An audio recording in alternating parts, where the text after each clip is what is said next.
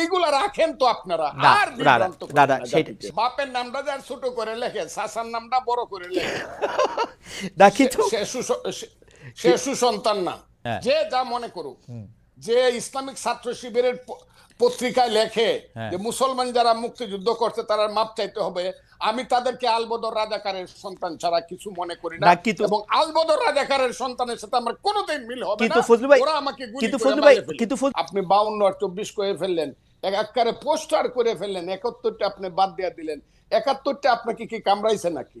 রাজনীতিতে প্রথম আসে ফিলোসফি, ইডিওলজি। রাইট রাজনীতির প্রথম কাজ হলো ফিলোসফি, ইডিওলজি। রাইট তারপরে আসবে understanding, feelings, realisation, theory and practice. Right আপনি যদি ফিলোসফিতে বারবার ওই লেখেন যে 52 থেকে 24, 71টা বাদ দিয়ে যদি আপনি 21, ওই যে এটা কি বলে 21শে ফেব্রুয়ারি মাস করেন, আমার ভাইয়ের রক্তে রাঙ্গানো 21শে ফেব্রুয়ারি, যদি আপনি 71-এ না থাকেন, আমি ওদের সাথে থাকবো না।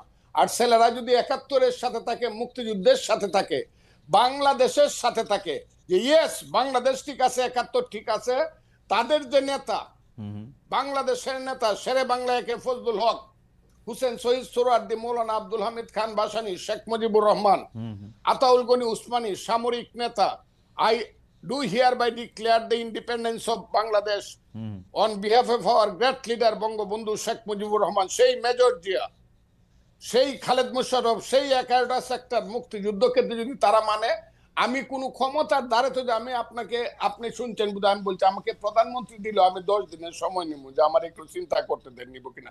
মন্ত্রী তো জীবনে কোনোদিন নিব, আমার এইগুলোর প্রতি কোনো খায়েশ নাই। তারা যদি এইটা মানে, ওই ছেলেরা দেশ চালাক তাদের নীতিগত ভাবে, কিন্তু মুক্তিযুদ্ধ না মানলে আমি যেই না মানবে তাদের বিরুদ্ধে থাকবো। ফজলু ভাই আমি খালি ওদের ডিফেন্সে আমি বলতে চাই যে আজকে আমি দেখলাম যে সংস্কৃতি উপদেষ্টা ওই যে 71 25 মানে 52 পরেই 52 পরে 24 এরকম 71 বাদ দিয়া কিনা, ওইখানে আমি দেখলাম যে পোস্টারের থিমের মধ্যে 71 আছে আসলে। সার্জি সালাম ও আমার সন্তান, এগুলো শুনলে পরে ভাই যে কই মরতে ইচ্ছা করে। ও বলছে ইসলামিক ছাত্র শিবির ছিল এই আন্দোলনের ব্যানগার্ড, এই কথাটা ওরা আগে বললো না কেন? আমি জাস্ট বেনিফিট দেওয়ার জন্য ওই ইসলামিক ছাত্র শিবির অনুষ্ঠানে গেছে, গিয়া বলছে ইসলামিক ছাত্র শিবির আমাদেরকে সাহায্য করছে। না, অনুষ্ঠানে যায় না, ও শহীদ মিনারে বলছে।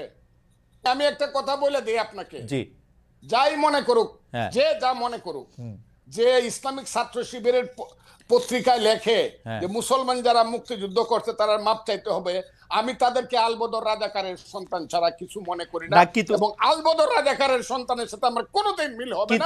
ওরা আমাকে গুলি করে মাইরে ফেলবে। কিন্তু ফজলু ভাই এইটা ওদেরকে পয়েন্ট আউট করার পরে এটা ওরা প্রত্যাহার করলো, তো এটা তো ওরা বজায় রাখে কেন?